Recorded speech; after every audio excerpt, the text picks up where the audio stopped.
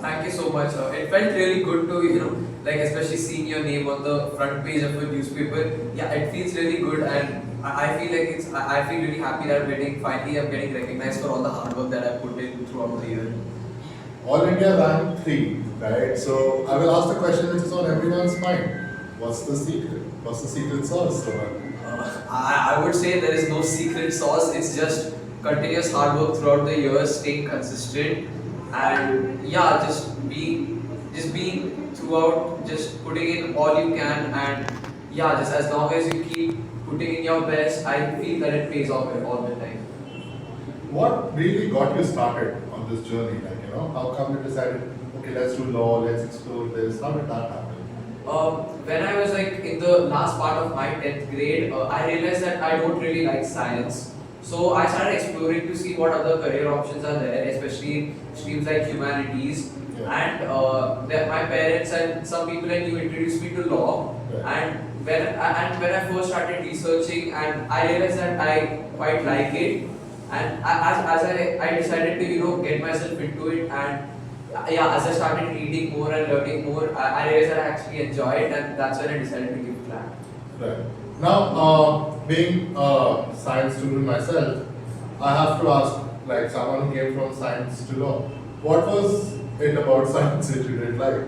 I felt it was, I think I didn't have it in me to sit whole day and solve, physics sums or, stuff like that. It didn't interest me at all compared to how, subjects like history or political science interest me. But you were pretty good with maths. I was pretty good with maths, but that doesn't mean I liked it. Yeah. Okay. I had to do There it. was So a I question did. of like. Yeah. For me personally, it was chemistry, which was the deal breaker. Like I just couldn't like. Anyways, who do you think should get into law? I feel that anyone who enjoys reading a lot, enjoys analyzing certain topics and themes, I feel they would be really suited to pursue a degree or go for CLAT, because it requires a lot of reading and it requires a lot of diverse reading. You need to go through lots of different sources, different genres. So unless you like reading, I feel it's very difficult to do. But just having a love for reading and to some extent analyzing and going through various sources, I feel that's the most important thing when you have to decide if you want to do law or not. Absolutely. What type of reading are you into? I enjoy reading fiction. I like reading mystery books, thrillers. Yes. I remember asking you this first question in the first class also. Yeah. Any favorite books, any favorite authors you would like to name? I enjoy reading Agatha Christie. I like reading Jeffrey Archer also. Right. You spent some time in prison, Yeah, he did. Okay. What was your mindset and the game plan for the first year? Were you that invested or you became more serious later? What was the first year of prep like? For the first year, like when I started in 11th grade, honestly I wasn't that invested into it. I was just there to introduce myself to the subject, get my basics right. Honestly, I feel that if you start your CLAT journey looking immediately at the end result, it's really detrimental to you. So I feel like take it slowly and take it step by step. So for me at first, I just came, I attended my classes, whatever they gave me to do, I just did it, and yeah, I only started picking up pace when my 12th grade started, and that's when I realized that now it's going to get serious, and only then I started writing more mocks, writing sections, and putting a lot more effort into it. Right. Would you say there was a specific turning point in your prep where you got really invested in it, like you got interested in it? What sparked it? I feel like in 2025, I think around April, May, there was a period where my mocks was stagnating a lot, and yeah, I felt I wasn't giving everything that I could have given. So I, talked to seniors, and they told me honestly, like I have my mentors from NLS, and he told me that just do everything you can, because at the end of the day, it's going to be worth it. Right. And I feel that month is where I, started picking up pace after that. Before that, I wasn't really, caring too much about it, but after that I really started picking it up. I started, reading a lot, started giving more mocks, and I feel that was a turning point for me. And at that point, you can say that you locked in properly. Yeah. At what point did you get ambitious? Like, hey, I want a top college. Was that clear to you from the beginning, or it came at some point along the journey?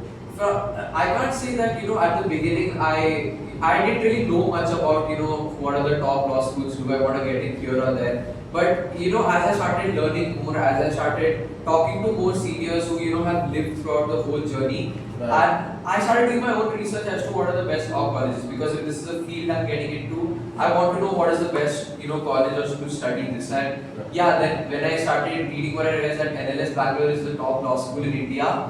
And then at the start of 2025, I think I set my sights on that. Would you say there was something which you did differently or did better than the rest of the competition, which is responsible for the success you have today? I think the most important thing that I stuck to throughout the year was consistency, because going like doing a whole year and a half of prep, staying consistent, not getting distracted, I feel it's really difficult to do, because in 11th and 12th grade there's lots of distractions around, Yeah. social events and whatever. So Right. I feel it's very difficult to stay consistent, very difficult to even when others are doing things that you really want to do, stay consistent, doing your revision, just keep doing what you're doing day in and day out. It's not easy, and I felt I did it really well, or to a level that's gotten me here. You are into cricket, right? So, how did you find that balance?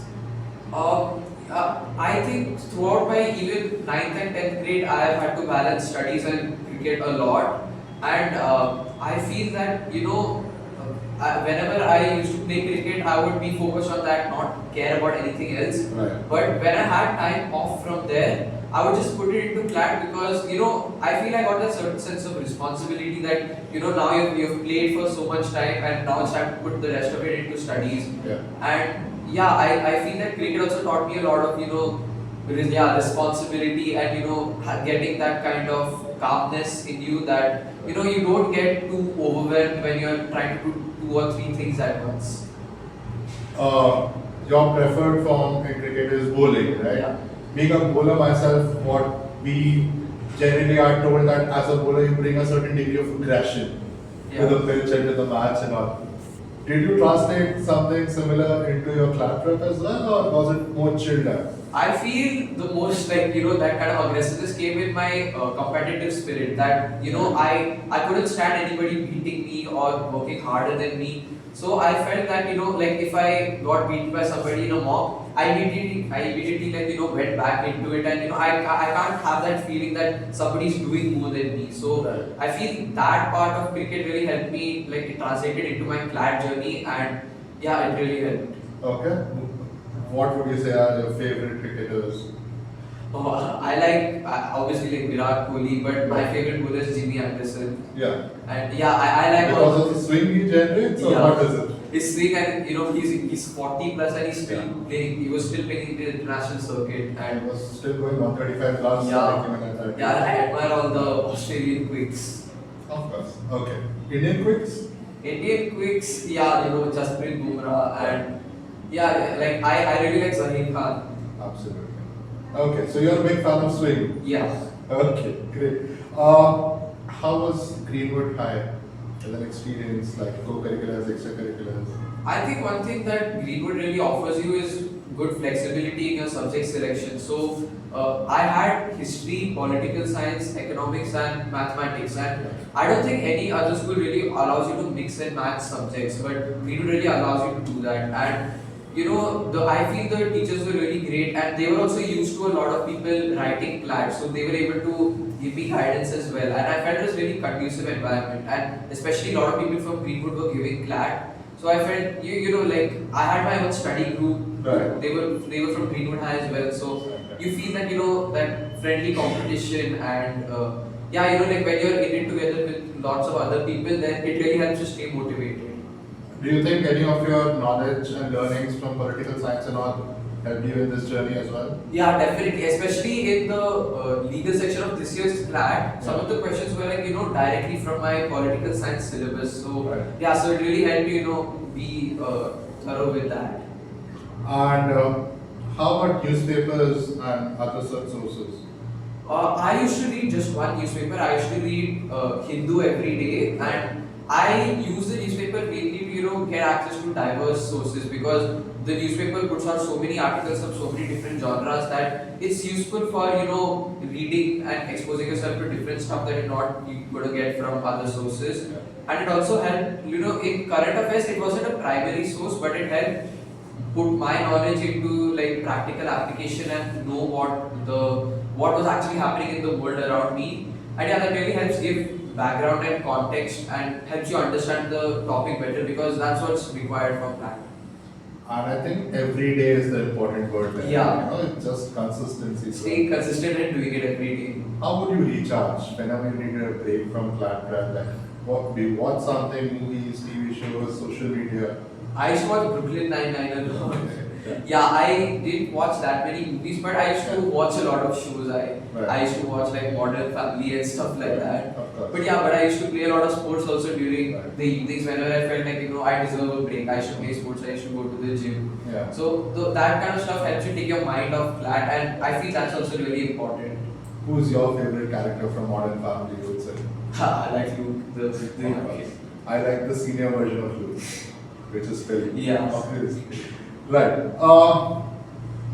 Coming to GK, right? GK is such a curveball, right? So, can you talk me through your prep for GK? Okay, so I feel the most important thing for GK prep is doing consistent revision, because you can study so many number of topics, but if you don't go back and revise, you're going to forget everything in the exam. So I used to look at UPSC sources for daily GK. I used to refer to certain compendiums. I used to I used to make notes, and then what I used to do, which I feel like a lot of people haven't done, I used to use online flashcards. Right. A senior introduced me to it, and I felt it's been like a complete game changer for GK, because it becomes like a game. It it helps you, like the moment you see a question now, it's like it becomes a pattern for me that I see this and I immediately recognize, oh, I've done this question before. And yeah, I feel especially like using certain revision tools that will help make it easier, because always reading it or writing notes, it's not always easy to do, or it's not really that effective, I feel. Yeah. So finding different ways to make it easier and make it more easier to remember, that's what I feel is the most important. And Okay. yeah. And in my GK classes also, whenever I would like ask not only current affairs but static GK questions, you, Abhay, others, you would have like such ready answers not only for current affairs but also for static. So how did you manage that? I think that's when also the study group comes into play. It really helped, because we all used to cover like two different sources, Yeah. and when you combine a lot of sources, you already get a list of so many topics, and when everyone covers it in detail, they include not just what happened in so and so year, but they also include static GK related to that. Right. So, and then I like the flashcards help really a lot, because then it helps you remember all these static GK, and that I felt was really useful.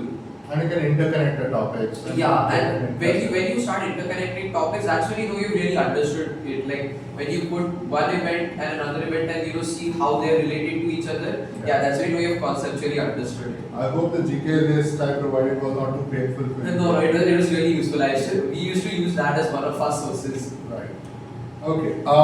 Coming to legal, you obviously enjoyed legal quite a bit. Yeah.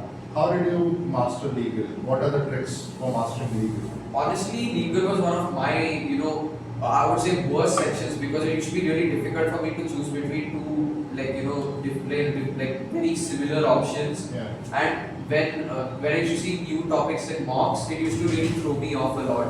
Right. So I honestly feel, CLAT usually doesn't ask external legal knowledge.